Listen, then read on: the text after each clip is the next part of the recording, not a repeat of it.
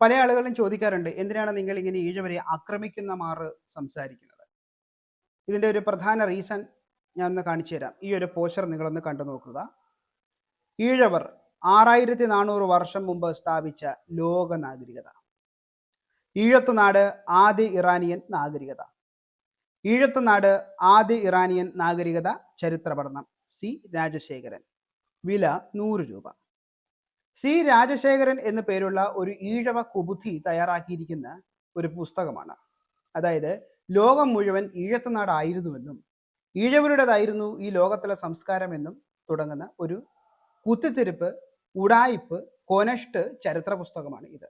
100 രൂപ കൊടുത്തു കഴിഞ്ഞാൽ ഈ വേസ്റ്റ് പുസ്തകം എല്ലാ ആൾക്കാർക്കും വാങ്ങിക്കാൻ കിട്ടും.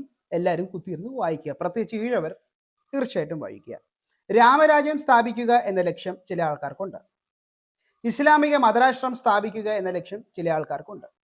അങ്ങനെ ഈഴത്തുനാട് എന്ന് പറയുന്ന ഒരു ജാതി രാഷ്ട്രം സൃഷ്ടിക്കുവാനായിട്ടുള്ള പുറപ്പാടിലാണ് ഈഴവർ.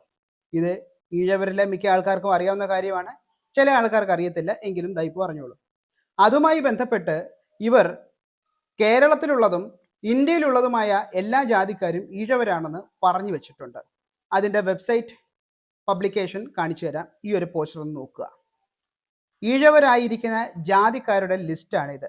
ആന്ധ്രാപ്രദേശ്, അരുണാചൽ പ്രദേശ്, ബീഹാർ, ഛത്തീസ്ഗഡ്, ഗോവ, ഗുജറാത്ത്, ഹരിയാന, ജമ്മു കാശ്മീർ, ജാർഖണ്ഡ്, കർണാടക, കേരള, മധ്യപ്രദേശ്, മഹാരാഷ്ട്ര, മണിപ്പൂർ, മിസോറാം, പഞ്ചാബ്, രാജസ്ഥാൻ, സിക്കിം, തെലുങ്കാന തുടങ്ങിയിരിക്കുന്ന 24 സംസ്ഥാനങ്ങളിലെ, ബാക്കി താഴോട്ടുണ്ട്, 28 സംസ്ഥാനങ്ങളിലെയും കേന്ദ്രഭരണ പ്രദേശത്തെയും മിക്ക ജാതിക്കാരൊക്കെ തന്നെ ഈഴവരാണ്. അവർ പോലും അറിഞ്ഞിട്ടില്ല അവർ ഈഴവരായ കാര്യം. വളരെ ഭീകരമായിരിക്കുന്ന കാര്യം എന്തെന്ന് വെച്ച് കഴിഞ്ഞാൽ പഞ്ചാബിലെ സിഖുകാർ വരെ ഈഴവരാണെന്നാണ് ഈഴവർ ഇപ്പോൾ പറഞ്ഞുകൊണ്ടിരിക്കുന്നത്.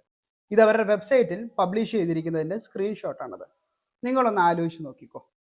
എത്ര ഭീകരത ഇതിൻ്റെ പിന്നിൽ പ്രവർത്തിക്കുന്നുണ്ട്, എത്രത്തോളം കുരുട്ടുബുദ്ധിയും പിതൃശൂന്യതയും ഇതിൻ്റെ പിന്നിൽ പ്രവർത്തിക്കുന്നുണ്ട് എന്ന് നിങ്ങൾ മനസ്സിലാക്കുക. താമസിക്കാതെ കേരളത്തിലെ പറയനും കുറവനും തണ്ടാനും മണ്ണാനും നായരും നമ്പൂതിരിയും രാജാക്കന്മാരും തമ്പുരാക്കന്മാരും കോയി തമ്പുരാക്കന്മാരും ഒക്കെ തന്നെ ഈഴവരാകുന്ന മട്ടാണ്.